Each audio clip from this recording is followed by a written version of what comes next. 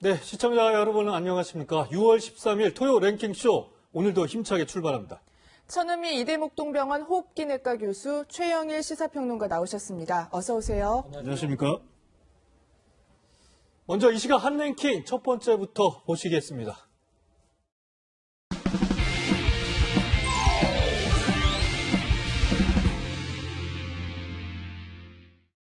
코로나 바이러스가 가장 좋아하는 거는 3밀이라고 말씀드리는 환기가 안 되는 밀폐된 곳.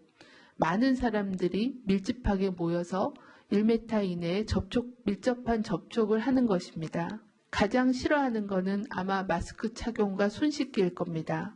국민 참여와 연대로 이번 수도권 유행도 제압할 수 있도록 코로나19에 대한 경각심을 가져주시길 바랍니다. 코로나19 바이러스가 가장 좋아하는 것은 3밀이다. 정은경 본부장이 얘기하는데요. 최근 수도권 집단 감염 사례를 보면요. 종교시설, 물류센터, 방문 판매 업체 등에 이어서 노인 요양시설에서까지 이런 밀접, 밀폐, 이 3밀을 모두 갖추고 있는 곳입니다. 네, 코로나19 신규 확진자가 어제도 49명 발생했고 대부분 수도권에서 나왔습니다. 특히 서울 도봉구의 데이케어 센터에서 코로나19 집단 감염이 확인이 됐는데요.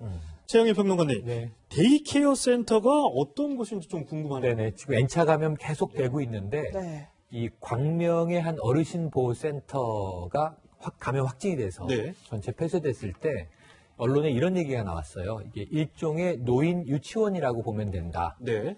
데이케어 센터도 다르지가 않습니다. 데이라는 말이 들어간 게 낮 동안에만 갔다가 귀가하시는 거예요. 아, 그렇게 네. 치료를 받으시는. 그러니까 보통 요양시설은 이제 아예 격리돼서 입소를 하시죠. 의식주 생활을 아예 하시는데 24시간. 이것은 도심에 있고 집에서 거주하시면서 오전에 9시 정도 가서 저녁 한 6시까지 네. 프로그램을 하시는 거예요. 어떤 프로그램이? 주로 이제 여기 가시는 노인분들이 경증 치매, 중증이 아니라 경증 치매가 있거나 노인성 질환이 있는 분들이 가서 가벼운 마사지도 받으시고요. 그리고 운동 프로그램 같은 것도 하시고요. 그 외에 또 미술이나 음악 치료 같은 것도 받으시거든요. 그러니까 적어도 좀 치매 증상이 약하게 있는 이 집안의 어르신이나 또는 이제 노인성 질환으로 좀 이제 고통받으시는 분들 여기에 가서 하루 종일 케어하시면서 좀 그래도 쾌적하게 있으실 수 있는 곳이에요. 그런데 네. 도봉구에 말씀하셨던 성심 데이케어 센터. 근데 이 같은 확진된 어르신이 또 굿모닝 요양원이라는 곳도 들렸습니다. 이것도 역시 도심에 있는 네. 24시간 하지 않는 낮 동안만 개설하는 이 일종의 노인 요양시설, 보호시설들이 적지 않거든요. 네. 그래서 굉장히 위험성이 커지고 있습니다. 그러니까 이런 곳에서 앞서 이렇게 말씀하신 여러 가지 이제 율동, 체조 이런 것들을 하다 보니까 또 밀접하게 접촉하는 네. 부분이 있었던 네. 것 같고, 천우민 교수님, 사실 제가 제일 우려되는 게 이 과거에 이제 경북이나 대구에서 있었던 노인 요양시설에서 그 확진자가 나오면서 이 치매나 기저질환이 있으신 분이 대부분이었잖아요. 또 중증으로 이렇게 발전하는 가능성도 크고 이게 저는 가장 걱정이 돼요. 수도권에서 똑같이 반복되는 게 아닌가. 네. 그러니까 초반에 이제 물류센터처럼 젊은 분들에 의해서 감염이 됐고 그분들에 의해서 우리가 모르는 사이에 이제 지역사회 전파가 되면서 가정으로 전파가 됐고 가정에서 아마 이 이제 요령층으로 전염을 시킨 것 같아요. 그러니까 젊은 층은 이제 증상이 없다 보니까 모르고 지났을 거고 그런데 이 데이케어 센터라든지 요양원 이런 쉼터 같은 곳은 많은 분들이 모여 있는데 대부분 치매나 이런 보살핌이 필요한 분들이다 보니까 어떤 본인의 표현력이 많이 떨어지시죠. 예. 그러니까 증상이 있어도 얘기를 못하고 그래서 외국 보고를 보면 요양원, 요양소에서는 50% 이상이 발견 시에 무증상 감염으로 발견이 돼서요. 그래서 지금 많이 발견이 되신 거고, 또 대부분 늦게 발견되다 보니까 이제 병이 진행이 돼서 발견이 돼서 이제 병원에 들어가시게 되면, 진행된 상태이기 때문에 치사율이 높죠. 특히나 혈압이나 당뇨나 관상동맥 질환들이 많은 경우인데, 이 경우가 가장 코로나19에 취약한 계층입니다. 그래서 앞으로 만일에 이런 요양원이나 쉼터에서 환자가 많이 발생을 하게 되면, 대구와 비슷한 상태로 서울의 병상이라든지 이런 데도 문제가 올 확률이 높기 때문에 빨리 감염 차단 고리를 차단하는 것이 가장 중요하다고 생각합니다. 네. 네, 어르신들을 위한 이런 시설들이요. 3밀을 대부분 다 갖춘 곳이잖아요. 네. 그런데 서울에서만 400곳이 넘는다고 네. 하더라고요. 데이케어 센터만 444곳이 있는 것으로 네. 서울시에서 나오고 네. 있고요. 아까 노인 요양원 있죠? 굿모닝 요양원 같은 212곳이 있습니다. 네. 이러한 것들을 포함해서 서울에만 지금 900곳이 넘습니다. 네, 이게 뭐 경기도나 수도권을 합하면 엄청난 경기, 시설이 많네요. 인천, 수도권 전체로 보면은 훨씬 많아지겠죠. 네. 제가 보기에는 뭐 한 2,000곳도 넘을 것 같다는 생각이 드는데 여기에 대한 집계 필요하고요. 네. 그리고 이제 또 확진 상황도 다시 한번 점검을 해야 될 것 같고요. 산미를 딱 갖춘 곳이고 이곳이 의료 지원을 하는 곳이라는 것 외에는 사실은 아까 실내 스포츠 프로그램을 하는 곳이나 우리가 정말 좀 환기 안 되고 밀접해서 프로그램 하는 노인들이 통상 여기서 하루에 8시간, 거의 토요일까지 하거든요. 네. 주 6일을 이제 여기를 상시적으로 가신다고 보면 사실은 너무 위험한 곳인데 또 하나의 문제는 네. 여기는 뭐 일반 유흥소나 영업시설처럼 네. 사실은 집합금지를 내기도 어려워요. 왜 그렇죠? 그럼 이 노인들은 어디로 갑니까? 네. 매일 여기를 다니시던 환자분들이신데 그럼 이분들을 또 이제 집에만 있어라라고 이제 가둬두는 어떤 이제 일로 또 계속 전환하기에는. 케어를 해 드려야 되고 치료도 해야 되는 맞습니다. 거죠. 그러니까 여기는 이게 의료적인 지원이 꼭 필요한 어르신들이 가시기 때문에 그렇지 않다면 사실은 가족들의 입장에서는 그럼 24시간 아예 격리 생활 하시는 곳으로 우리가 모셔야 되는 건가 하는 고민이 되거든요. 적어도 이곳을 어르신들이 선호하는 것은 가족과 함께 지내면서 네. 그래도 낮에만 다닐 수 있다는 장점이 있는데 그렇다면 좀 상당히 여러 가지 문제가 생길 것으로도 예측이 됩니다. 네, 방역 당국이 바짝 긴장을 해서 빨리 차단을 해야 될 것 같습니다. 네, 그리고요. 어제 정세균 국무총리가 2차 대유행에 대비해야 한다는 언급도 했는데요. 사실 가을 정도 2차 대유행이 올 수 있다고 예상을 했는데 수도권 중심으로 계속해서 확산을 하다 보니까 일찍 뭐 이런 상황이 도래된 거 아닌가, 손흥민 교수님. 어떻게 봐야 되는 건가요? 2차 대유행이 왔다고 봐야 되는 건가요? 아니면 아직은 저희가 철저하게 차단 방역을 한다면 막을 수 있는 겁니까? 네, 지금 좀 철저하게 한다면 예방도 가능할 것 같은데 이제 세계 각국은 2차 대유행이 분명히 올 거라고 굉장히 걱정을 많이 하고 있고요. 왜냐하면 이 가을, 겨울이 되면 대부분의 바이러스 자체는 건조하고 찬 공기 속에서 활동력이 굉장히 강해지거든요. 네. 네. 여름에도 지금 이렇게 수그러들지 않는 이 바이러스가 가을, 겨울이 되면 더 심해질 수 있고 그런 문제가 있는데 아직까지 백신이 나오진 않았거든요. 사실 9월, 10월 빠르면 지금 7월에 3상이 들어가는 백신이 있고요. 8월에도 3상이 들어갈 것 같아요. 그러면 빠르면 9월, 10월에도 저희가 혹시 백신이 나올 수 있기 때문에 그럼 한 3개월 정도 정말 방역을 좀 철저히 하게 되면 우리가 그때 가서는 좀 일상생활로 돌아갈 희망이 있습니다. 그렇지만 지금 거의 50명 가까이 매일 나오고 있는 상태가 우리가 확진자가 50명이지만 그 50명이 다가 아니죠. 네. 분명히 우리가 모르는 감염자들이 굉장히 많을 수 있기 때문에 네덜란드나 다른 이렇게 방역이 좀 잘 됐다고 하는 나라들을 보면 대부분 입국 차단이 먼저 됐고요. 그 국내에서 한 5주간 완전히 사회적 격리를 굉장히 철저하게 하면서 바이러스가 생존할 수 있는 기간을 안 준 거죠. 네. 우리도 그렇게 한다면 사실은 희망이 있다고 생각을 하는데. 근데 사실 뭐 교수님이나 최영희 평론가 또 아시겠지만 저희가 일상적인 경제 맞습니다. 활동을 해야 되는 거잖아요. 네, 그래서 그렇기 때문에 지금 경제 활동을 하되 최대한의 우리가 할 수 있는 노력, 그러니까 모임이라든지 행사라든지 이런 걸 좀 자제하는 게 굉장히 중요하고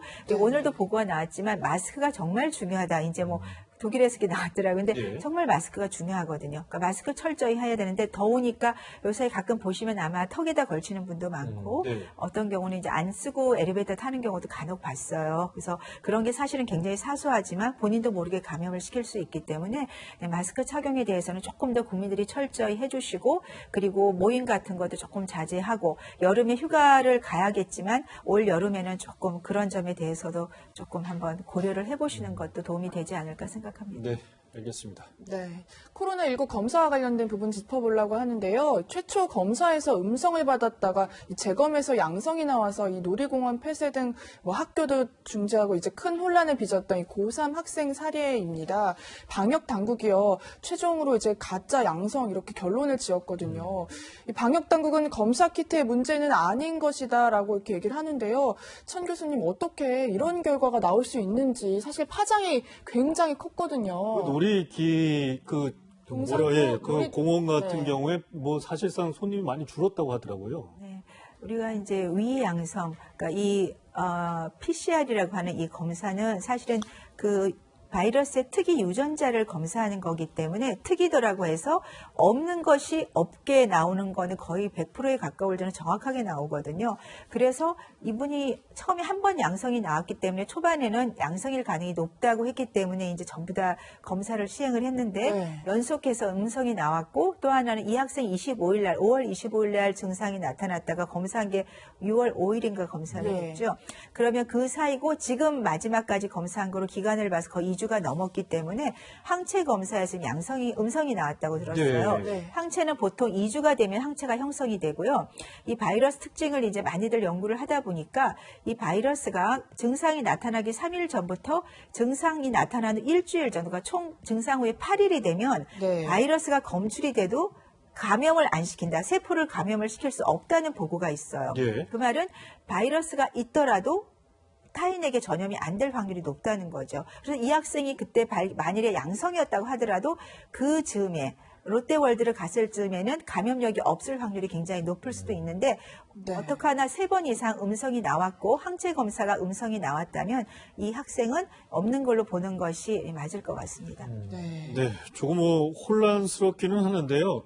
또 어제죠. 광주에서는 학생 2명이 1, 2차 검사에서 양성 판정을 받았다가 3차 검사에서는 또 음성이 나왔고 지금 현재까지는 이 확진이 됐는지 안 됐는지 양성인지 음성인지 이 결론은 좀 보류된 상태라고 하더라고요. 이것도 비슷한 경우라고 봐야 되는 건가요? 조금 유사한 것 같아요. 앞에 그 학생 같은 경우는 주변에 검사를 다 하니까 가족도 한 명도 감염된 게 없기 때문에 그리고 항체 검사가 음성이어서 이제 위양성으로 결론을 내렸고 이 학생들 같은 경우는 아직 그 항체 검사를 할 기간이 안 됐거든요. 그러니까 그 검사까지 기다려보고 또 주변에 감염력이 있는지 확인을 해서 결정을 하실 것 같은데 조금 혼란스러운 면이 있는 것 같습니다. 학생들 위주로 검사를 할 때 조금 정확도가 이렇게 나오는데 뭐 정부 당국에서 철저히 검사를 해서 알려주실 걸로 생각합니다. 이게 또 어린 학생들이기 때문에 이렇게 코로나 바이러스가 이런 특성을 보일 가능성도 있다고 봐야 되는 건가요? 뭐 연구가 된 건 아직 확실히 없지만 가능성이 아주 없지는 않을 수 있는 것이 면역이 좋다 보니까 바이러스 생존이 짧아질 수는 있을 것 같아요. 그래서 말씀드린 항체 검사가 사실은 조금 더 병행이 되면 정확히 알 수 있을 것 같습니다. 네, 알겠습니다. 천은미 교수와는 여기서 인사 나누도록 하겠습니다. 감사합니다. 감사합니다. 네, 계속해서 다음 소식입니다. 지나친 북한 눈치 보기라는 지적에도 대북 전단 살포를 막기 위한 여권의 총력전에 불이 붙었습니다. 이재명 경기도지사는 대북 전단을 살포할 경우 현행범으로 체포하겠다고 했고 민주당의 한 최고위원은 전단을 살포할 경우 최대 7년 징역형에 처하는 법안도 발의했습니다. 강병규 기자가 보도합니다. 더불어민주당 소속의 이재명 경기도지사는 경기도 내 접경지역 일부를 위험구역으로 지정해 대북전단 살포자의 출입을 원천적으로 막기로 했습니다. 경기도 특별사법경찰단을 투입하여 대북전단 살포자를 현행범으로 체포, 수사기관에 인계, 입건할 것입니다. 김포, 고양, 파주, 연천 등이 위험구역으로 지정될 예정인데 경기도는 대북전단을 실은 차량 이동을 사전에 차단하고 특별사법경찰을 투입해 단속에 나설 계획입니다. 민주당 서른 최고위원은 자신의 1호 법안으로 접경지역 지원 특별법 개정안을 발의했습니다. 대북전단 살포 시 현행 처벌 규정보다 수위가 높은 7년 이하의 징역이나 7천만 원 이하의 벌금에 처한다는 내용입니다. 7년으로 높이신 이유는 이 사안이 상당히 중대하다고 보셔서. 중대하죠. 아니 한반도에서 이 평화가 깨지면은 그 결과는 어떻게 되겠습니까? 표현의 자유를 억압한다는 지적에 대해 민주당은 대북전단은 극단적 혐오의 표현이라고 반박했습니다. 누구도 한반도 평화를 해칠 자유와 극단적 혐오 표현의 자유는 없습니다. 하지만 미래통합당은 북한 주민들의 인권 탄압 방지를 위한 대북전단을 정부 여당이 탄압하고 있다고 비판했습니다. 채널A 뉴스 강병규입니다. 북한의 대남기구인 통일전선부가 남북관계는 수습할 수 없는 지경에 이르렀다는 제목의 담화를 어젯밤 늦게 내놨습니다. 장금철 통일전선부장은 남한에 대한 신뢰가 산산조각 났다면서 청와대가 대북전단 살포를 막겠다는 방침도 술책에 불과하다며 비난했습니다. 장 통전부장의 담화문은 이번이 처음이며 추가적인 대남 조치를 어떻게 할 것인지 구체적인 내용은 밝히지 않았습니다. 트럼프 미국 대통령의 최측근이 주한미군을 철수할 수 있다고 밝히면서 논란이 커지고 있습니다. 우리나라뿐 아니라 독일과 일본도 거론했는데요. 방위비 분담금 협상용이란 반응을 비롯해 대선을 앞두고 유권자들의 표심을 얻기 위해서란 분석도 나옵니다. 성시원 기자입니다. 리처드 그리넬 전 독일 주재 미국 대사가 주한미군 철수 가능성을 언급했습니다. 독일 일간지와의 인터뷰에서 트럼프 대통령이 해외 주둔 병력을 복귀시키려는 장기 계획을 갖고 있다면서 그 대상으로 독일, 일본뿐만 아니라 한국을 거론한 겁니다. 미국 납세자들이 외국 안보를 위해 너무 많은 돈을 쓰는데 피로감이 있다는 점을 이유로 들었습니다. 다만 구체적인 감축 규모나 시기 등은 언급하지 않았습니다. 이달 초 사임한 그리넬 전 대사는 트럼프 대통령 재선 캠프에 합류할 것으로 알려질 정도로 트럼프 대통령의 대표적 측근으로 꼽힙니다. 그러다 보니 트럼프 대통령의 의중이 담긴 것 아니냐는 관측이 나옵니다. 트럼프 대통령은 취임 이후 주한미군 감축이나 철수를 시사하는 듯한 발언을 꾸준히 해왔습니다. But I do think this. I think if we're going to do it, I think it's, they should burden share more fairly. We have a border at Korea. We have a wall of soldiers. We don't get paid very much for this, do we? 일각에선 도착 상태에 빠진 한미 방위비 분담금 협상에서 한국을 압박하기 위한 용도란 분석도 나옵니다. 방위비 분담금 협상을 유리하게 끌어내기 위해서 에드밸론으로 띄울 수 있지만 실제로 이것이 가능한 것은 현재로서는 상상하기 힘들다. 국방부는 한미 간 감축과 관련해 논의된 사항은 없다며 말을 아꼈습니다. 채널A 뉴스 성시훈입니다. 코로나19 확산 이후 가장 큰 규모의 공무원 공채 시험이 전국에서 치러졌습니다. 지방 공무원과 지방교육청 공무원을 뽑는 899 공개 경쟁 임용 시험으로 지원자는 30만 명에 달합니다. 정부는 마스크 의무 착용, 응시자 간 거리 두기 등을 비롯한 방역 대책을 마련하고 자가격리자는 별도 장소에서 시험을 볼 수 있도록 조치했습니다. 네, 다음 소식입니다. 정부로부터 받은 긴급재난지원금 아직 남아있으신가요? 8월 31일까지 쓸 수 있지만 이미 다 써버린 분들도 많으시던데요. 실제로 반짝 늘었던 소상공인 카드 매출이 한 달도 되지 않아 꺾였습니다. 상인들은 다시 보릿고개가 시작됐다고 합니다. 안건우 기자가 현장을 다녀왔습니다. 서울 시내에서 유명한 곳이죠. 광장시장입니다. 제가 꼭 한 달 전에 여기 왔습니다. 그땐 재난지원금이 풀리기 전이었거든요. 재난지원금이 풀린 지난 한 달 동안은 어땠는지, 또 지금은 어떨지 함께 둘러보시죠. 지원금을 쓰려는 사람들은 쉽게 만날 수 있습니다. 지금 한 20만 원 정도 남았어요. 그래서 이런 시장 이런 데 오늘도 그래서 나온 거예요, 사실은. 거의 다 썼다는 사람도 많습니다. 2만 원 정도 남았던 것 같아요. 코로나가 진정이 되게 되면 추가적으로 뭐 저희 개인 돈으로 소비를 할 수 있을 것 같은데 그렇지 않고서는 소비가 줄어드는 건 맞아요. 한 달 전 재난지원금만 기다린다던 빈대떡집 사장님을 다시 만났습니다.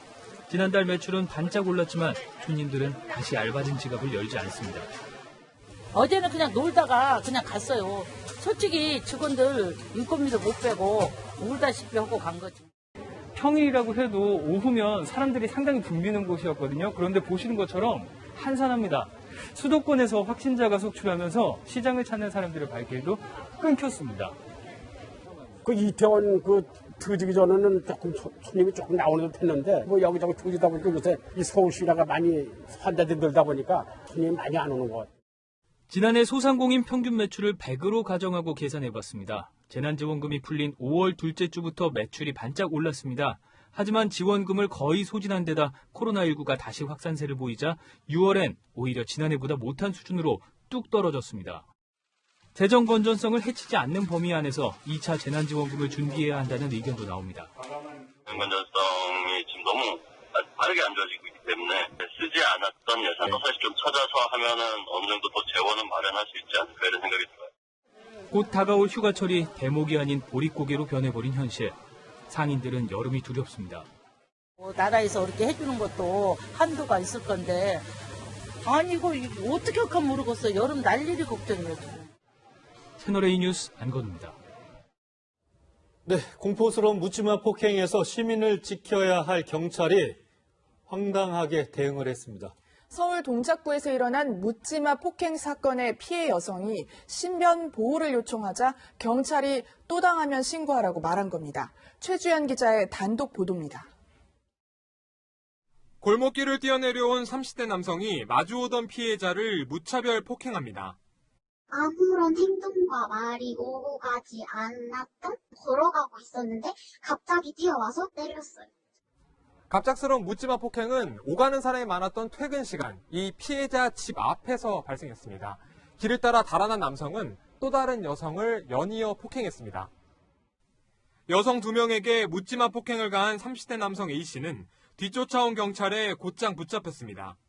하지만 피해 여성은 경찰의 설명을 듣고 두려움이 더 커졌습니다. 정신질환이 있어서 검찰에 송치는 되나? 벌금형으로 끝날 거다. 가해자 보호자가 옆집에 사니까 조심하시고. 피해자는 신변보호 방법을 물었지만 경찰의 대답은 상처가 됐습니다. 저 신변을 보호할 방법은 없나요? 이렇게 물어보니까 1대1로 경호할 수는 없기 때문에 또 이런 일이 당하면 신고를 하라고 했어요. 해당 경찰서 관계자는 수사 경험이 미숙한 수사관의 언행으로 오해가 생겨 상처를 받은 피해자에게 사과드리며 상담 등 과정을 거쳐 피해자 신변 보호에 최선을 다하겠다고 밝혔습니다. 너무 어이가 없으니까. 그리고 전 집 앞에서 당한 건데 범행 장소를 매일 지나가야 되잖아요. 흉기를 가지고 있었으면 난 진짜 거기서 죽을 수도 있는 거였잖아요. 채널A 뉴스 최주현입니다. 네, 계속해서 이 시각 한랭킹 두 번째 살펴보겠습니다.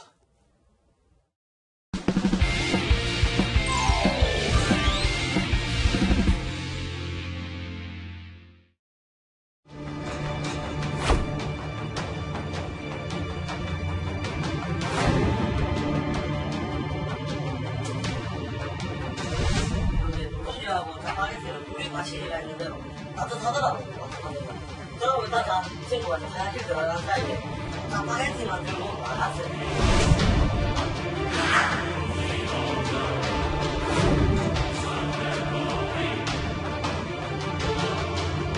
며칠 전에 와가지고 아니 신청을 하려고 문의를 했대요.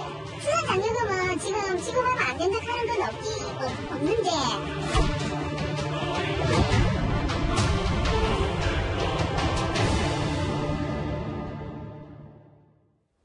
네, 김광삼 변호사, 이호선 숭실사회부대 교수 나오셨습니다.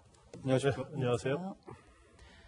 네, 경남 창녕에서 의붓아빠와 친엄마의 폭행에 시달리다 탈출한 10살 여자아이의 사건이 세상에 알려지면서 공분이 일고 있는데요. 아이가 어떻게 그 집을 탈출했는지 그 전모도 조금씩 드러나고 있습니다.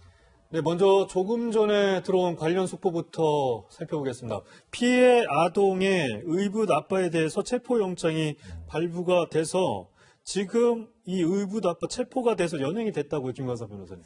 일단 아마 지금 그 경찰에서 좀 자녀가 또 있잖아요. 네. 이 지금 피해 아동 이외에도 자녀가 또 3명 명이죠. 있는데 또 그대로 두면 문제가 될 것 같으니까 경찰에서 이제 임시보호조치 명령에 의해서 아마 분리를 하려고 했던 걸로 보여요. 네, 그래가지고 좀 자해. 그랬더니 이 부부가 이제 자해 소동을 벌이면서 또 그 집에서 이제 투신하려고 한.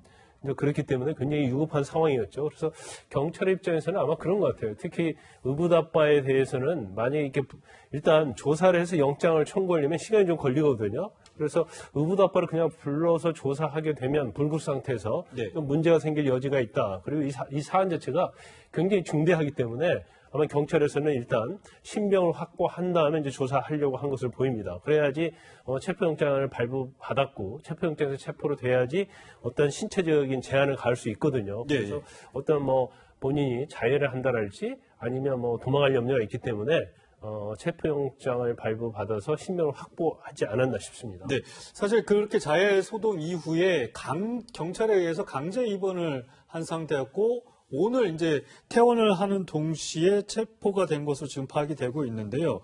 김 변호사님, 그럼 이 의붓 아빠에 대해서 지금 예상되는 혐의, 적용될 것 같은 혐의는 그럼 뭐가 있을까요? 근데 외형적으로 보면 이제 아동복지법에 의하면 아동학대 치상죄가 있습니다.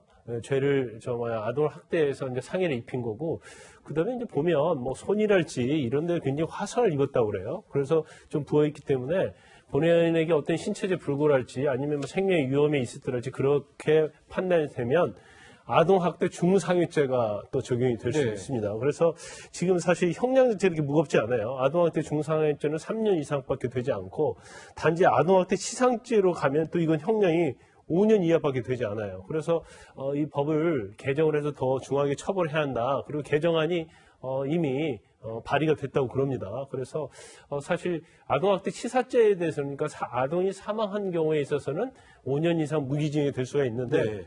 아동학대에서 상해를 입힌다랄지 중상해죄를 입히게 되면 형량이 그렇게 무겁지는 않아요. 그래서 개정이 좀 필요성이 있다고 보고요. 그런데 지금 아동학대 과정에서 보면 이제 감금한 것들 있잖아요. 네. 이 감금도 아주 특수한 방법으로 감금을 했단 말이에요. 그러면 이러한 것들이 이제 별도 제가 성립이 되면 사실은 굉장히 중한형에 처할 수 있게 된다, 이렇게 말씀드릴 수 있습니다. 예. 네, 아이가 탈출한 과정과 경로에 대해서도 조금씩 알려지고 있는데요. 정말 목숨을 걸고 이 지붕을 통해서 옆집으로 넘어가는 게 정말 가슴이 아프더라고요. 처음에는 길에서 네. 시민에게 발견이 돼서 네. 아이가 잠옷을 입고 상처가 많은 상황이니까 이제 신고가 됐는데, 이제서야 며칠 지나서야 탈출의 과정이 나오는데 네. 이 필사의 탈출입니다. 지금 화면에도 나오고 있어요. 그냥 집을 나온 게 아닙니다. 보시면 저 집이 굉장히 높습니다. 예, 4층 건물의 꼭대기층이에요. 예. 그런데 이제 지금 그 소녀가 살았던 집에 베란다가 있죠. 예. 그래서 베란다에 사실은 감금돼 있었던 겁니다. 주로 목줄이 채워져 있었다고 하는데 집안일을 시킬 때만 풀어줬다. 근데 해당 당일날 웬일로 이제 줄이 풀어져 있었던 거예요. 소녀가 지금 아니면 안 되겠다고 결심한 것 같습니다. 근데 보시면 그 옆에 지붕이 가파른 경사로 돼 있어요. 네. 그리고 창문이 2개가 있는데 그 2번째 옆집 창문을 통해서 들어갔어요. 저 창문이 만약에 열려있지 않았다면 하는 또 이 걱정도 되고, 이 소녀가 제대로 끼니를 못 먹었던 걸 생각을 하면 기력이 없었을 거란 말이죠. 근데 저 경사진 지붕에 난간이 없어요. 어떤 안전장치도 없습니다. 너무 보이는데 얼마나 다급하면 저기를 기어 올라가서 옆으로 이동을 해서 옆집 창을 통해서 들어갔겠는가. 그래서 이제 거기서 먹을 거리를 찾고는, 그리고는 이제 집 밖으로 나가게 된 거죠. 그 짜장라면이 하나가 사라졌다고 하더라고요. 누룽지하고. 건네졌던. 네, 참 이 탈출 과정도 어이가 없긴 한데, 이 옆집에서 이제 나와서 이 밖으로 나왔던 걸로 지금 파악이 되고 있는데, 길 가던 여성에게 구조가 됐고 편의점에 갈 때까지 대략 7시간 동안의 아이의 행방이 지금까지 알려지지 않고 있었습니다. 그런데 오늘 아침에 한 매체 보도에 따르면 숲속, 그러니까 이 빌라인데 빌라 옆에 있는 숲속에 있었다고 하는 보도가 나왔어요. 7시간 동안 아이가 아무도 없는 그 숲속에 숨어 있었다라는 건데 얼마나 무서웠을까 저는. 이 무서움에 어떤 게 더 무서웠을까를 한번 생각을 해봐야 될 것 같아요. 아이가 그 높은 위치에서 그 먼 거리를 지나서 옆집에 갔을 때 높이에 대한 두려움보다 아마 학대에 대한 두려움이 더 컸기 때문에 이 아이가 용기를 내지 않았나 싶고, 제가 가만 생각해 보면 이 아이가 정말 영민한 아이가 아닌가 싶어요. 옆집으로 넘어간 시점도 그러했고요. 아이가 그 집을 나왔을 때가 오전으로 생각이 되는데, 아이가 지나가는 행인에게 발견된 시간이 대략 한 5시 정도로 추정이 됩니다. 그리고 난 다음에 이 아이를 데리고 차로 이동을 해서 이제 우리가 알고 있던 그 편의점으로 간 걸로 알려져 있는데, 오후에 갔었죠. 그렇죠. 근데 그러면 그 사이 한 7시간 정도의 시간이 비어 있는 거예요. 그럼 그때 그 아이가 어디 있었을까? 그래서 아이에게 물어봤더니 한 매체에 의하면 아이가 저 7시간 동안에 산에 있었습니다 라고 이야기를 한 겁니다. 그 산이 어디냐? 이 집이 있는 곳이 바로 옆쪽으로 야산하고 이어져 있는데, 이 야산에 아마 아버지가 찾지 못하는 곳으로, 어머니가 발견하지 못할 곳으로 이 아이가 숨어 있었던 게 아닌가 싶고요. 그리고 나서 이 아이가 길로 나왔을 때 행인에게 발견된 것으로 보이는데, 네. 그 아이가 넘어갔을 그 길이의 그 높이의 공간과 아이가 숨어있던 그 7시간의 그 두려움은 아마 이 아이가 가지고 있는 공포의 크기도 있겠지만 가해와 또 가학의 순간에 비교한다면 아마 아무것도 아니었을 수 있을 거예요. 그러니까 이 의붓 아빠와 친엄마한테 들키지 않으려고 7시간을 숨어 있었다는 자체가 참 슬픈 현실인 것 같은데요. 탈출한 아이가 허겁지겁 음식을 먹었던 편의점 주인의 얘기를 한번 잠시 들어보시죠. 애가 뭐 한눈에 보기에도 절뚝절뚝거렸고 뭐 흙먼지 투성이었고 눈에 뭐 진짜 분장한 것처럼 뭐 이것저것 상처 있었고요. 그러나서 좀 경계를 많이 하는 상태였어요. 네, 아이의 이 진술에 따르면요, 이 집안일을 하거나 화장실 갈 때 정도 빼고는요, 아까 말씀했던 그런 목줄을 했다 이런 믿기 힘든 얘기들이 나오고 있습니다. 네, 그러니까 이게 사실상의 감금이고 학대고 우리가 사람에게 목줄을 하는 경우가 있나요? 없죠. 자기 자녀에게 그런 경우가 우리 일상생활에 어디 있어요? 없죠. 그러니까 이건 제가 보기에는 굉장히 심한 인격적인 학대예요. 신체적인 폭력이고 학대일 뿐만 아니라 저는 이 아이의 이 앞으로 평생의 트라우마도 걱정이 돼요. 목줄을 하고 살았던 기억이 있으면 그 사람의 자존감은 어떨까 하는 생각을 해보면 억장이 무너지는데, 근데 지금 오늘 이제 전격 체포된 그 의붓 아빠, 사실은 이제 지난번에 가방에서 사망한 아이도 마찬가지였지만 아이가 잘못을 했고 대들고 반항을 하고 소리를 질러서 훈계 차원에서 한 것이다 이런 얘기를 하는데 이 앞뒤가 안 맞잖아요. 우리가 일상에서 뭐 좀 격하게 반항하는 아이들도 있지만 이렇게 하지 않지 않습니까? 그래서 이건 좀 우리 일상적인 상식에 비추어서 말이 안 되는 일이 벌어졌는데 또 제가 보기에는 이 경찰의 압수수색에서 여러 가지 이제 학대에 사용된 도구들이 나오지 않았습니까? 그러니까 이 아이의 이 진술이 이제 정확하지 않을 수도 있는 거잖아요. 그런데 이 압수 물품들을 보니까 실제로 쇠사슬도 있었고요. 자물쇠도 있었고, 이 글루건, 프라이팬, 이런 것들이 있었기 때문에 뭐 경찰의 추가적인 조사가 있어야 되고 의붓 아빠 이제 긴급 체포가 됐는데 의붓 아빠가 과연 체포돼서 어떻게 좀 얘기할지도 나와야겠지만 우선은 아이가 이렇게 아무 이유 없이 거짓말했을 리는 없을 거예요. 맞습니다. 그러니까 일단은 아이가 진술을 했다는 건 너무 다행이에요. 이 아이가 그래도 10살 되는 아이기 때문에 자신이 이제 당했던 상황을 묘사하고 있고 말씀하신 대로 저건 아이의 상상에서 좀 과장된 거 아니야? 이제 이렇게 얘기할 수 있지만 결국은 지금 이 아이가 이야기한 물건들이 그대로 나왔어요. 어떻게 자신이 손발에 화상을 입게 됐는지, 엄마가 어떻게 했는지, 의붓 아빠가 어떻게 했는지 이야기가 이미 일부 보도가 됐는데 아주 정확하게 맞닿는 물건들이 나왔고 무엇보다 지금 어떻게 피할 수 없는 증거는 이 아이의 몸의 학대 흔적입니다. 처음에 얼굴에 멍부터 시작해서 손발에 화상, 이거 다 어떻게 하겠습니까? 그래서 일단 허겁지겁 저희 먹는 모습이 CCTV에서도 보다시피 학대는 거의 명확해 보이고요. 다만 이 부모가 올바르게 진술할 것인가가 문제인데 경찰이 증거를 이제 맞춰 나가야 되겠죠. 네. 아이는 입원한 지 2주 만에 퇴원을 했다고 하는데요. 다행히 건강을 많이 회복했다고 하더라고요, 교수님. 정말 다행이에요. 아이가 몸에 상처도 많았고 사실 몸 상태뿐만 아니라 굉장히 체구가 작았던 걸로 알려져 있는데 아이가 한 2주 동안 입원하면서 이런저런 치료를 받으면서 몸에 있는 타박상이라든지 이런저런 상처는 많이 회복이 됐고요. 또 그 가운데 아이가 아직 화상은 여전히 좀 남아있어서 계속 치료 중이라고 하는데 그 사이에 아이에게 계속 밥을 줬을 거 아니에요. 병원에서도 먹었을 거예요. 그러면 그 사이에 수혈도 받았습니다. 애가 얼마나 몸이 약했으면 그런 상황에서 밥을 먹였더니 애가 잘 먹기도 하고요. 먹고 난 다음 배가 이렇게 살짝 나왔다는 거예요. 애들은 배가 살짝 나올 때 그 부모라는 게 원래 자식 목구멍에 음식 넘어가는 소리가 제일 기쁘다고 하잖아요. 아이가 그래도 몸의 회복 지점이 어느 정도 보이는 것 같아서 너무 다행이고요. 다만 이 아이가 받았던 이 심정적인 기억과 아픔에 대한 상처는 장기적으로 살펴보면서 치료 과정을 거쳐야 될 거고요. 그 가운데 가장 안정적으로 또 가장 보호적으로 아이를 돌볼 주 양육자가 속히 나타났으면 좋겠습니다. 네, 현재 피해 아동을 돌보고 있는 관계자의 얘기를 여기서 잠시 들어보시겠습니다.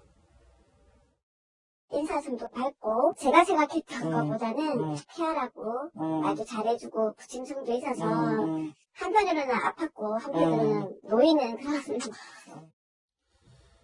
네, 지금 아동보호쉼터에 이제 이 아이가 있는데 과거 뭐 인터뷰를 보니까 과거에 이제 보호를 했던 그러니까 큰아빠 뭐 이 집이 이 보호시설이었다고 하더라고요. 거기로 되돌아가고 싶다고 얘기도 했던 것으로 전해지고 있는데 앞으로 이 아이는 어떻게 되는 거죠? 이게 그 쉼터에 계속해서 머무를 수는 없잖아요. 여기 쉼터가 구체적인 명칭이 10대 피해 아동 쉼터입니다. 근데 여기는 이제 단기로 이 아이를 보호하는 기관이고요. 그 전에 아이가 큰아빠, 큰엄마라고 불렀던 이 두 분은 아이가 잠시 위탁 가정에 있었고요. 네. 그 위탁 가정에 있을 때의 이 아이의 기억은 너무 따뜻하고 좋았던 거예요. 그래서 나는 거기에 가고 싶다라고 얘기를 했고, 또 너무나도 다행히 이 그 전에 아이를 위탁해서 키워주셨던 분들께서 다시 이 아이를 위탁해서 아이와 함께 있겠다라고 말씀을 해주셔서 당분간은 이제 위탁 과정에 있게 될 텐데, 앞으로 우리가 이 아이가 장기적으로는 보육시설이거나 아니면은 혹시 이 친권과 관련된 어떤 분리나 아이에 대해서 행정명령이 떨어지게 된다면 아이가 또 다른 건강한 가정으로 입양될 가능성도 있기 때문에 지금 현재로서는 쉼터에 있습니다만 위탁 가정에 있다가 나중에는 이제 보육시설로 가게 될 거고요. 만약에 보육시설로 가게 되면은 만 18세까지 있다가 이제 사회로 가게 되고, 그렇지 않고 만약에 이 아이가 또 다른 가족을 만나게 된다면 그 가족 안에서 또 따뜻하게 새로운 삶을 시작하게 되겠죠. 네. 그런데 이 사건의 공분을 자아내는 부분이요, 이 부부의 행동이었는데요. 이 딸이 입원해 있는 와중에도 아동수당을 챙기기에 바빴던 것 같다고 합니다. 의붓 아빠가 지난 10일 직접 면사무소를 찾아서 아동수당을 신청했다고 하거든요, 김 변호사님. 일단 아이가 지난 29일 날 탈출했잖아요. 네. 29일 날 탈출을 했고, 애가 아동쉼터로 간 게 13일이에요. 네. 근데 그 사이에 6월 1일 날 의붓 아버지가 면사무소에 갔다는 거죠. 그래서 자기 둘째와 셋째 아이를 키우는데 어린이집에 보내지 않고 직접 키우겠다. 그래서 아동수당 한 40만 원 탈리면 어떻게 하느냐 하면서 신청을 했다는 거예요. 네. 그뿐만 아니라 지금 셋째가 있고 다시 이제 넷째를 아마 다시 날려고 했던 모양인데, 만약에 출산하면 출사 장려금이 얼마 되는지 그것도 문의를 했다고 합니다. 네. 그래서 그러니까 지난 2월에 이제 막내인 넷째가 이제 출산을 했고, 그렇다 보니까는 또 이사 온 게 거제도에 살다가 1월에 이제 이 창녕으로 이사를 왔다는. 거제도가 그 출산장려금이 한 220만 원이라고 그래요. 네. 그런데 창녕은 얼마죠? 창녕은 1,000만 원이라고 그럽니다. 1,000만 원이요? 금액 차이가 굉장히 나죠. 그러니까 사실 그 애가 탈출해갖고 이렇게 굉장히 큰 문제가 되고 있음에도 불구하고 아동 수당을 타려고 신청을 하고 출산장려금을 알아보고 이런 것들 전체를 보면 아이 자체가 어떤 자식으로서 아이가 아니고 생계수단으로서 아이를 키우려고 한 게 아니냐, 그런 지금 비난을 좀 많이 받고 있죠. 네, 알겠습니다. 예, 창녕 관련된 피해 아동 관련 소식은 계속해서 나온 대로 전해드리도록 하겠습니다. 이 시각 한리키 세 번째로 넘어가 보겠습니다.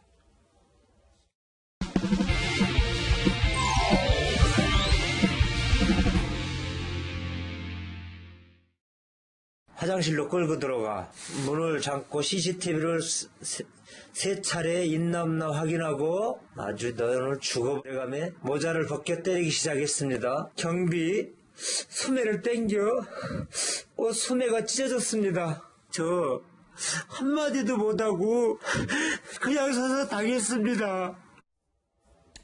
아파트 입주민에게 폭행과 협박을 당하고 극단적인 선택을 한 경비원 사건의 추가 전모가 드러났습니다. 앞서 들으신 것처럼 피해자가 남긴 음성 유서에는 끔찍했던 당시 상황이 고스란히 담겨 있는데요. CCTV가 없는 경비실 화장실에서 무려 12분 동안 입주민에게 폭행을 당했다는 그런 내용인데요. 너무 그래서 충격적이기도 합니다. 네. 그 억울함에 고 최희석 씨가 지금 나온 육성이 그 육성 증언을 남긴 거죠. 울먹이시며 이렇게 남기셨네요. 얼마나 억울하면 그 증언을 남기고 나서 스스로 극단적인 선택을 하셨잖아요. 하지만 유지는 뭐냐면 반드시 처벌해달라. 자, 이제 사건은 이 4월 21일로 거슬러 올라갑니다. 아파트 경비를 보시는데 일렬 주차가 된 차를 미는 모습이 CCTV에 찍혔고요. 자, 차주가 아파트 입주민인데 왜 내 차에 손을 대느냐라는 말도 안 되는 이유로 차가 파손된 것도 아니고 망가진 것도 아니에요. 당연히 이제 밀어서 옮겨야 그 다음 차가 나갈 수가 있으니까. 그런데 이 이유로 폭행을 했는데 이미 전치 2주의 표재성 이 부상을 당한 겁니다. 그러면 이 제가 경비원은 당연히 할 일이 폭행 사건을 당했으면 경찰에 신고하는 거잖아요. 신고를 했답니다. 그런데 27일 이 사건이 있었던 6일 후에 다시 이 경비원을 찾아온 거예요. 그럼 나를 경찰에 신고했어? 그리고 말씀하신 대로 이 CCTV가 없는 아파트 경비원의 화장실로 끌고 들어가서 12분 동안 폭행을 했는데 이때 계속 문제가 되던 비골골절, 코뼈가 부러지는 상처를 입은 거죠. 이때는 전치 3주의 상처, 그러니까 더 심한 상처를 입게 된 거예요. 네. 폭행이 6일간 2차례 있었던 것은 거의 확실해 보이고 그것을 육성으로 남긴 겁니다. 네, 어쨌든 이 검찰 수사 과정에서 추가적으로 드러난 건데 이렇게 폭행을 하고도 가해 입주민은 경비원에게 사표를 쓰지 않으면 계속해서 괴롭히겠다고 협박까지 했는데 이호성 교수님, 저는 왜 이렇게까지 이렇게 했을까? 보통 사람들 시선에서는 좀 이해가 안 가는 부분이 있는 것 같습니다. 그럼요. 우리가 상식적으로 생각을 해보면 우리가 누군가에게 가해를 했다 그러면 미안하고요. 반성하고 사과하고 이런 과정을 거쳐도 이게 납득이 안 되는 상황이 지금인데 오히려 그 일이 있은 다음에 뭐라 그랬냐? 내가 당신이 사표 쓸 때까지 내가 죽을 때까지 끝까지 쫓아가가지고 당신을 힘들게 하겠다. 괴롭히겠다. 이런 얘기를 한 거 아니에요. 아니 실질적인 가해를 했던 사람이 나에게 그런 협박을 하게 된다면 이거는 나에게 현실이 될 가능성이 굉장히 크다고 느꼈을 거 아니에요. 이 돌아가신 최 선생님이 얼마나 억울하면서 동시에 얼마나 무서웠을까. 또 한 가지, 이 실질적으로 협박도 하고 또 가해도 했던 이 사람을 생각해 본다면 본인에게 조금이라도 피해가 온다면 이 부분에 대해서는 말할 수 없는 상황으로 내가 갚아주겠다라고 얘기하는 사람인 걸 보면 되게 이기성도 굉장히 높았던 사람인 것 같고, 만약에 이렇게 이야기를 한 사람이 있다면 이 사람에 대해서 우리는 어떻게 생각할 것인가? 과연 이 사람이 연민이 있는가? 그리고 우리가 알고 있는 기본적인 도덕적이나 사회성을 건강하게 가지고 있는가? 이런 부분에 대해 생각하게 되는 건데, 만약에 이런 얘기를 제가 들었다고 생각해 본다면 이거 너무 이거는 속상한 정도가 아니고요. 두려움에 그리고 억울함에 저라도 막 벌벌 떨었을 것 같아요. 네. 네. 도대체 이 경비원분이 어떤 마음으로 버텼을까 싶은데요. 두려움에 잠도 편히 못 잤다는 말도 남겼습니다. 직접 들어보겠습니다. 잠 한 번 편히 못 잤습니다. 경비실에서 자면서요. 언제 와서 때릴까? 언제 또 들어올까? 밥도 못 먹었습니다. 11시 한 20분에서 40분 되면 저더라고요. 저녁 밥 좀 하려고 그러면 그 시간에 꼭 나타나갖고 괴롭혔습니다. 제발 제 결백 밝혀주세요. 네, 음성 유서 내용을 들어보면요. 이 폭행을 당했던 날짜와 당시 상황이 굉장히 구체적으로 좀 진술이 돼 있습니다. 검찰도 피해자의 주장이 대부분 맞다고 보고 있거든요. 김 변호사님. 처음에 제가 저 사건을 접했을 때는요. 저게 아마 입주민이 갑질을 하면서 이제 경비원에 대해서 단순 폭행, 상해를 가한 사이다 그 정도만 알았거든요. 근데 저 유서 형식의 음성을 보면 정말 굉장히 구체적이에요. 네. 거의 뭐 시간까지 특정을 하고 있습니다. 그리고 굉장히 저도 이제 분노에 치를 떨게 했던 것 중에 하나가 저 와중에도 아마 계속적으로 매일 뭐 한 오후 점심 때쯤 아니면 저녁 때쯤 왔다 그래요. 그래서 3일간 밥을 못 먹었다고 그럽니다. 그래서 자기가 뻥튀기를 먹기 위해서 먹으려고 하는데 또 그때 나타났다는 거예요.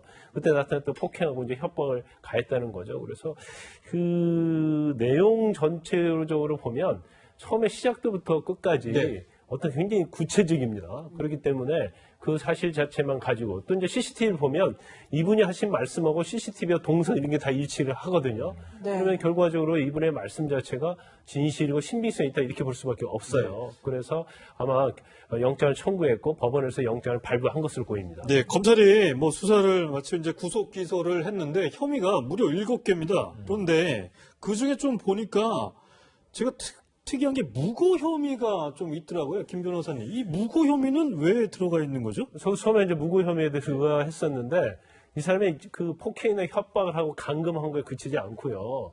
계속적으로 문자도 보내요. 그러면서 또 수사기관에 고소까지 합니다. 고소한 이유가 뭐냐면 오히려 경비원이 자신의 명예를 훼손했다는 거예요. 뭐냐면 경비원이 맞지도 않았음에도 불구하고 자기가 맞았다고 관리 수련할지 입주민한테 얘기를 해서 자신의 명예를 훼손했다. 이런 취지로 오히려 고소를 했다. 검찰에 고소를 한 거죠. 그러니까 이거 자체는 허위 고소이기 때문에 무고로 볼 수밖에 없는 거고요. 그다음에 그 문자 그 내용을 이렇게 보면요. 본인이 그 이전에 아마 어디에서 이제 진단서를 받은 모양이에요. 근데 이 사건과 관련이 없는데 진단서 발급 기관이랄지 진단서 받은 날을 다 지우고 이걸 보내는 거예요. 그리고 내가 이렇게 다쳤고 당신 때문에 이렇게 손해를 입기 때문에 한 2천만 원 이상 내가 청구를 한다.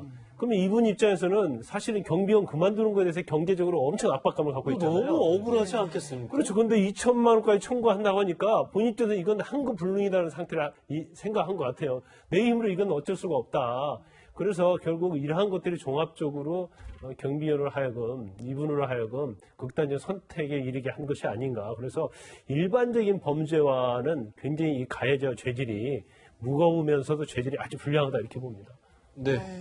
그런데 가해자는 현재 대부분의 혐의를 부인하고 있다는데요. 앞으로 재판에서 쟁점이 좀 어떻게 될지. 이제 일반적으로 가해자가 범행을 부인하고 있고요. 네. 또 피해자가 사망을 하면 유죄 입증이 굉장히 어렵습니다. 그렇지만 이 피해자분께서 유서 형식으로 음성을 남겼잖아요. 근데 이 음성 자체를 보면 아까 말씀드렸지만 굉장히 구체적이에요. 시간 아니면 범행의 방법, 그것은 굉장히 신빙성이 있다고 볼 수밖에 없는 거죠. 그래서 이 유서의 형식의 음성만 있는 게 아니고 또 다른 CCTV랄지 아니면 목격자랄지 이런 것들이 존재하기 때문에 제가 볼 때는 뭐 유죄 선고되는 데는 별다른 문제가 없을 거다 이렇게 봅니다. 네, 네, 알겠습니다. 계속해서 다음 랭킹 확인해 보도록 하겠습니다.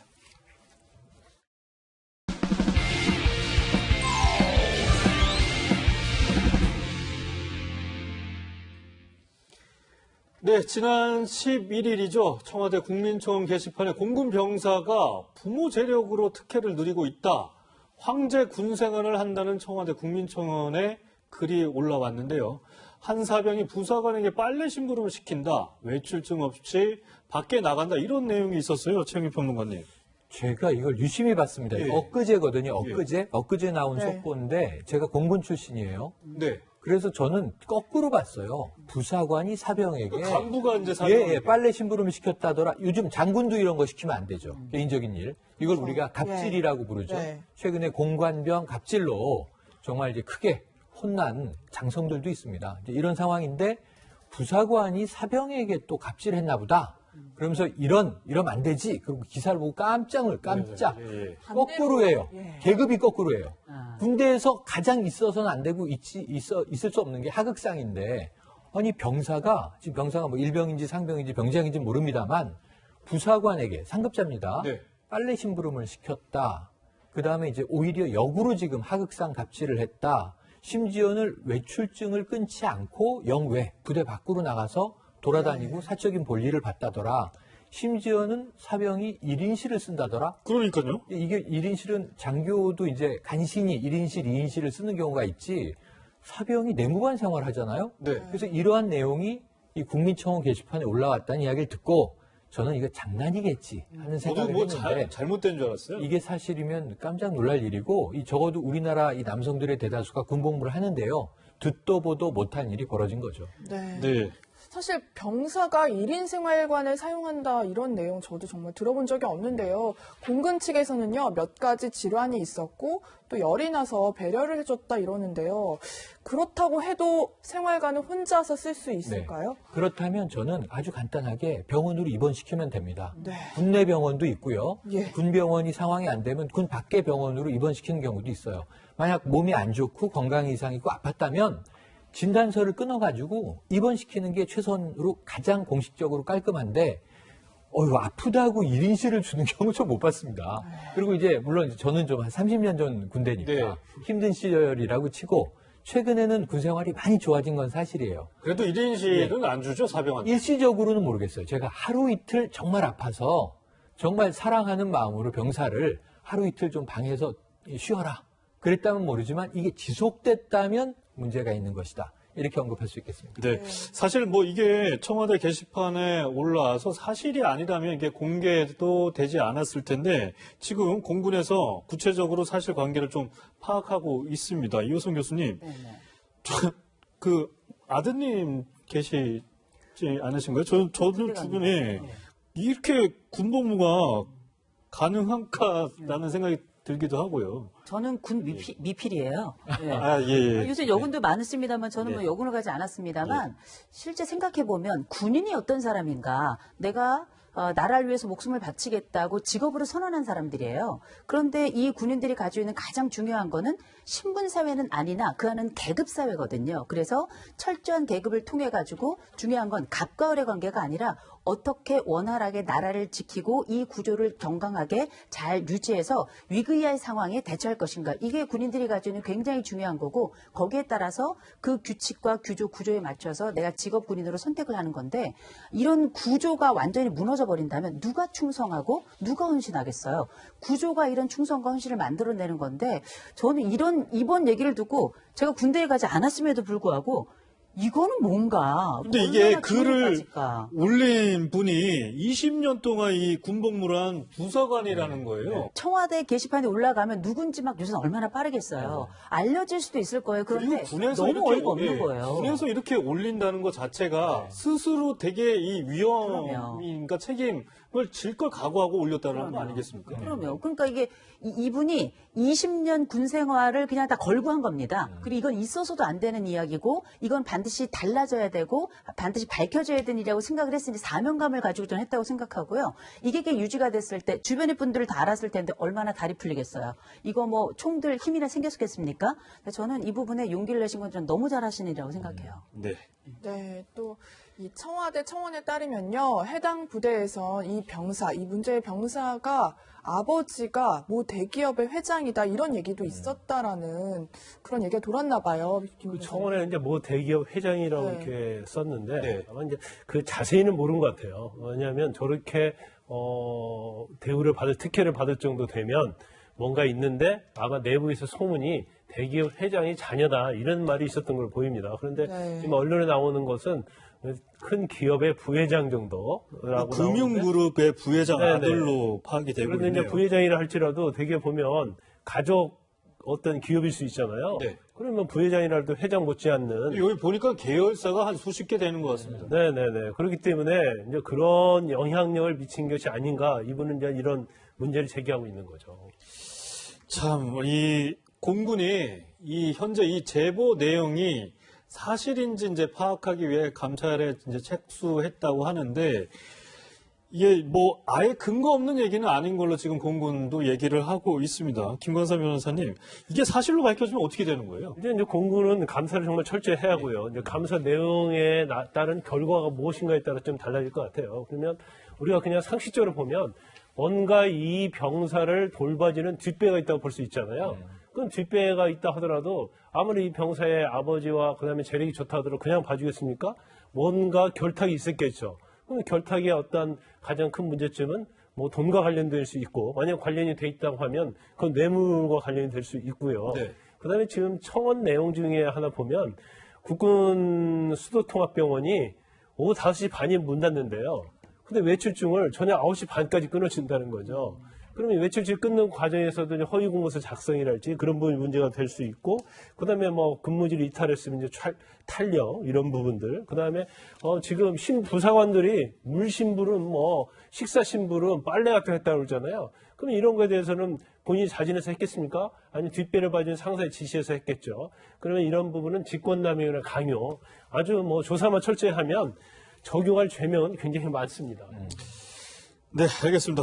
예, 뭐 계속해서 사회적으로 갑질 이 논란이 계속 이어지는 것 같습니다. 최영일 평론가님하고는 여기서 인사 나누도록 하겠습니다. 감사합니다. 네, 이 시간 한랭킹 5번째 확인해 보도록 하겠습니다.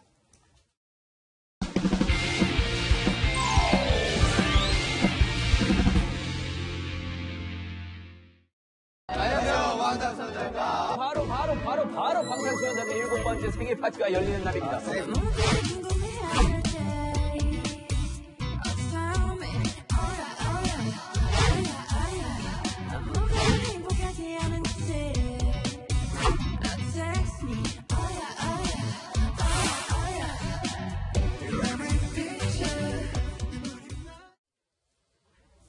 네, 하재근 사회문화 평론가 나오셨습니다. 어서 오세요. 안녕하세요. 네, 오늘 신문을 보다 보니까요, 이 보라색 지면 광고가 눈에 띄더라고요. 그룹 방탄소년단 BTS의 데뷔 7주년을 맞아서 팬클럽 아미들이 만든 축하 선물이었다고 합니다. 이 지면 광고뿐 아니라 방송 광고에 전광판 광고까지 전 세계 BTS 팬들의 서포트 열기 너무 대단한 것 같아요. 그렇죠. 그러니까 방탄소년단이 지금 지구상 최고의 보이그룹이거든요. 예. 원톱이거든요. 그러니까 데뷔 7주년이라고 하니까 네. 기쁘다 행운의 칠 방탄소년단. 아닙니까? 예, 그렇죠. 나셨네 해가지고 지금 네. 그 축하의 물결이 나타나고 있고 국내 주요 신문 광고, 뭐 지상파 방송사 광고, 전광판 광고 이게 팬들이 다 한 거거든요.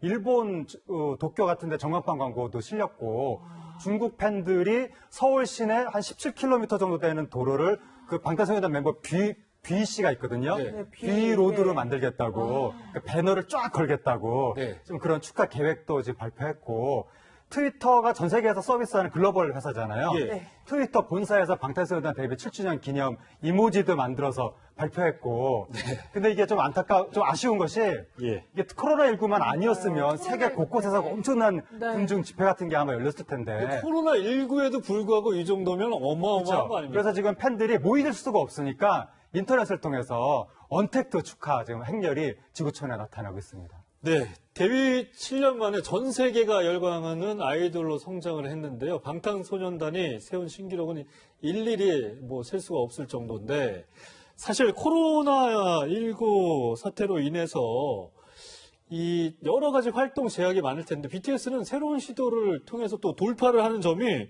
많은 분들한테 또 희망과 용기가 되는 것 같습니다.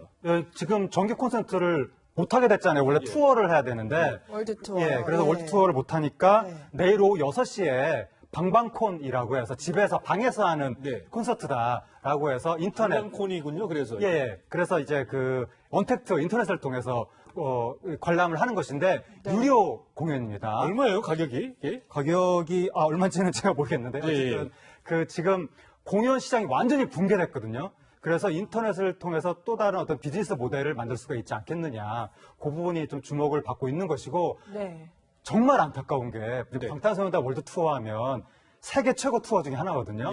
재작년, 작년에 세계 4대 투어 중에 하나로 꼽히기도 했는데 올해 정상적으로 투어했으면 더 아마 주목을 크게 받았을 것이고 최소한 2천억 대 이상의 매출이 좀 사라진 것 같아서 그 부분이 아쉬운데 방방콘이라도 잘 되길 바랍니다. 네, 지금 뭐 저희 그 담당 PD도 방탄소년단 팬인 것 같습니다. 회원은 이 내일 온라인 콘서트를 보려면 회원은 29,000원이고요. 비회원은 39,000원 맞나요? 네, 39,000원 맞다고 합니다. 이렇게 해가지고 확실하게 이제 뭐 방에서 BTS 콘서트의 모습을 즐기실 수 있을 것 같습니다. BTS 팬이라면 2만 원, 3만 원이 아깝지 않을 것 같아요. 그래도 처음에 이렇게 7년 전에 데뷔를 했을 때 하재근 평론가님 보실 때 이 정도의 성공 예상하셨나요? 이걸 예상했으면 그건 예상이 아니라 그냥 예언이죠. 초능력이죠.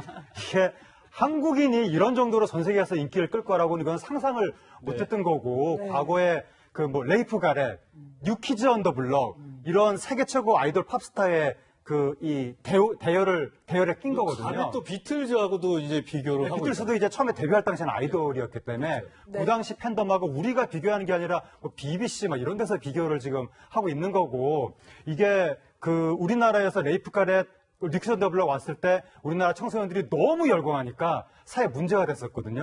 거기에 대해서 막 비판적인 말도 많이 나오고. 뉴키즈 온 더 블럭 했을 때 그때 당시 제가 고등학교였던 것 같은데 사고가 났었잖아요. 사고도 났었고 너무 몰리니까.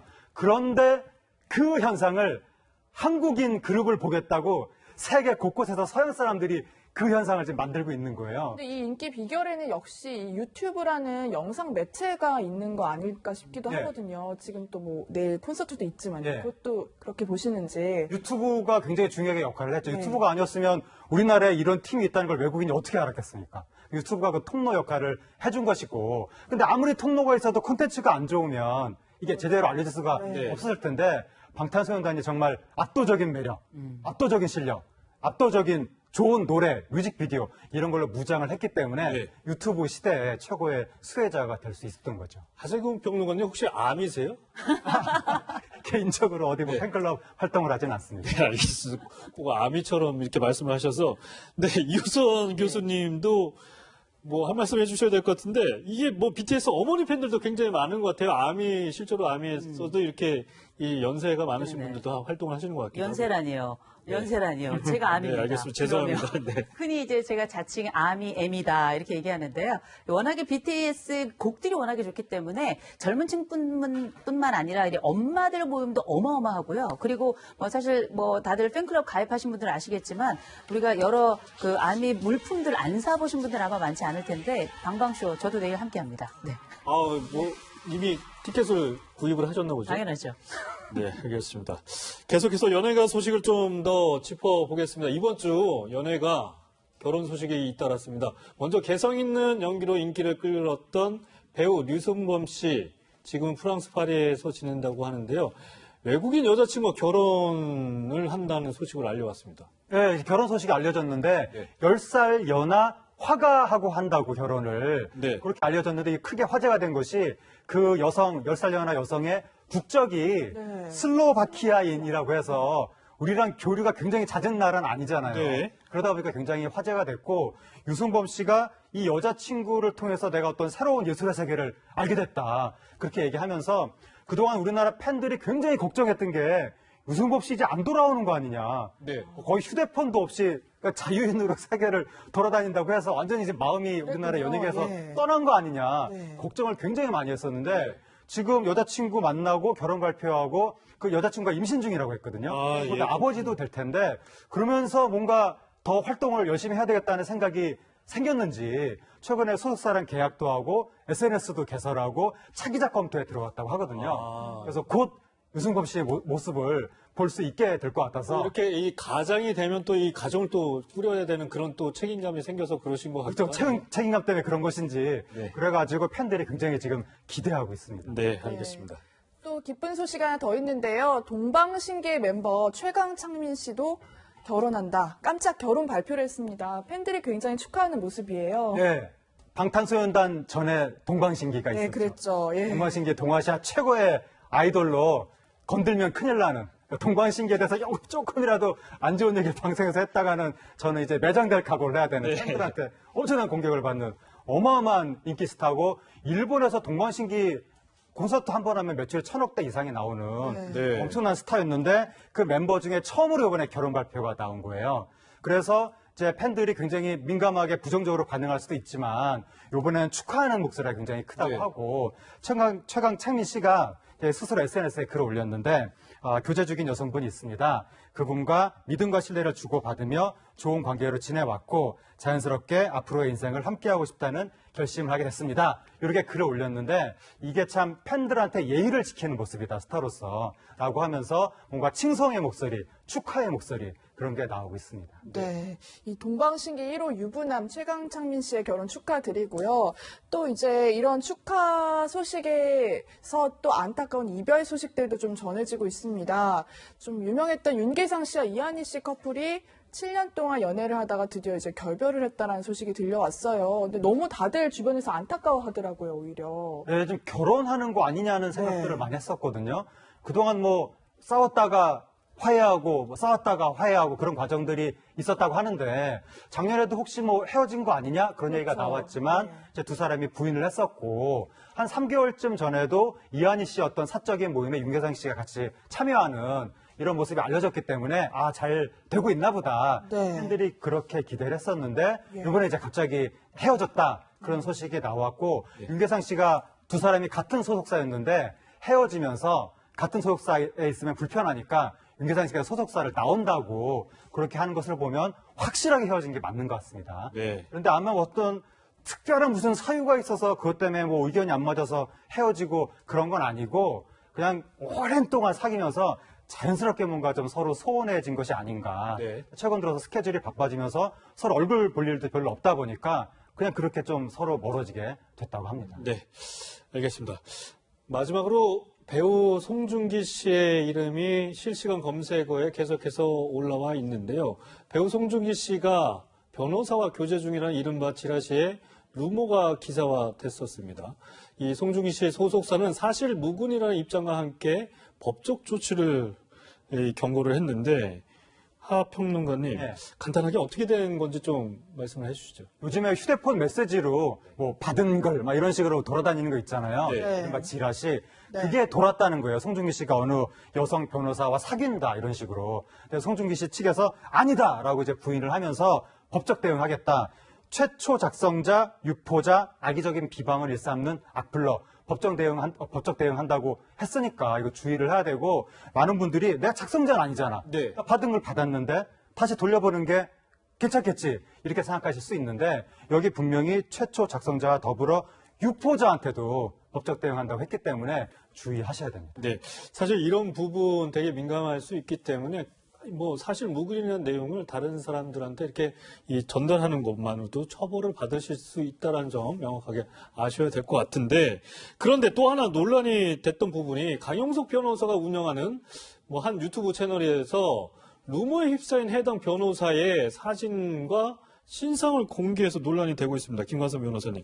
지금 관련 유튜브 채널에선 영상을 삭제를 했더라고요. 그런데 굉장히 그 내용을 보면요. 그 물론 사진뿐만 아니라 굉장히 그 본인의 그러니까 지금 송중기 씨와 뭐 열애 중에 있다고 지칭한 그 변호사의 신상 정보 그런 것들이 너무 구체적으로 나와 있어요. 이게 아니라고 했는데 왜 이런 걸 공개를 해야죠? 그러니까 더구나 이제 사생활 부분까지 전부 다 나와 있어서 설사 뭐 송중기 씨의 어떤 뭐 연애가 허위 사실이고 아니고를 떠나서 굉장히 이 여자 변호사에게는 굉장히 어떤 사적 침해 이런 부분들이 좀 자행이 되고 있지 않나 이제 그런 염려가 될 정도의 어떤 구체적이더라고요. 그래서 일단 송중기 회사 소속사에서도 이 부분에서 명백히 문제 제기를 했고, 또 이 변호사 소속되어 있는 법무법이 굉장히 큰 법무법인이요. 대형 로펌이거든요. 대형 로펌에서도 허위 사실, 그러니까 열애에 관한 허위 사실이랄지 아니면 신상 정보랄지 그리고 사생활에 관한 부분이 허위 사실이 계속 유포되면 최초 유포자랄지 이걸 전달하는 사람, 또 악의적인 악플러 이런 거에 대해서는 법적인 조치, 형사고소나 손해배상을 하겠다고 명백히 밝혔어요. 네. 그러다 보니까 아마 가로세로 연구소에서도 아마 사진을 삭제하지 않았나 싶습니다. 하재근 변호사님, 사실 뭐 연예계에 이런 루머들이 굉장히 많이 양산이 되잖아요. 그럴 때마다 이제 이 소속사나 해당 연예인이 적극적으로 대응을 하기도 하고, 오히려 좀 이 대응을 적극적으로 하지 않아서 소문이 또 확산되는 경우가 있고요. 이런 경우에는 좀 이 팬들이나 시청자분들은 좀 어떻게 생각을 해야 될지, 어떻게 대응을 좀 하는 게 좋을까요? 과거에는 연예인에 대해서 아무 말도 해도 된다고 생각했던 시절이 있었고, 그냥 막 말을 지어내서 퍼뜨리는 사람들이 있었거든요. 근데 연예인들이 그때 법적으로 대응을 잘 못했어요. 연예인이 뭐 일반인을 상대로 또는 언론을 상대로 법적인 대응을 하면 뭐 건방지다 이런 식으로 좀 안 좋게 바라보는 그런 시선이 있어서 조심했었는데, 이게 루머로 인해서 피해를 겪는 분들이 너무 많고, 그렇죠. 심지어 뭐 건강까지 잃는 안타까운 소식들도 뭐 전해지고 최진실 씨라든가 이제 네. 그런 사건들이 알려지면서 이젠 연예인도 인권을 지켜야 된다 그런 생각들이 생기면서 이제는 법적 대응을 하고는 있는데, 연예인들이 마음이 약하니까 이제 당사 유포자라든가 작성자를 찾은 다음에 선처해주는 경우가 있거든요. 그러다 보니까 아직도 지금 경각심이 덜 생기는 것이 아닌가. 그래서 이제는 확실하게 좀 처벌을 해야 될 것 같고, 많은 분들이 내가 직접 최초 작성만 하지 않았으면 나는 괜찮을 거야, 뭐 돌려봐도 괜찮을 거야 이렇게 생각하실 수가 있는데, 돌려봐도 내가 만든 게 아니라도 유포자로 나도 처벌받을 수가 있는 것이니까 네티즌들이 이 부분은 확실하게 조심해야 됩니다. 네, 알겠습니다. 이 얘기는 여기까지 하고요. 세 분과는 여기서 인사 나누도록 하겠습니다. 감사합니다. 토요 랭킹쇼 오늘 준비한 내용 여기까지입니다. 네, 시청해 주셔서 고맙습니다.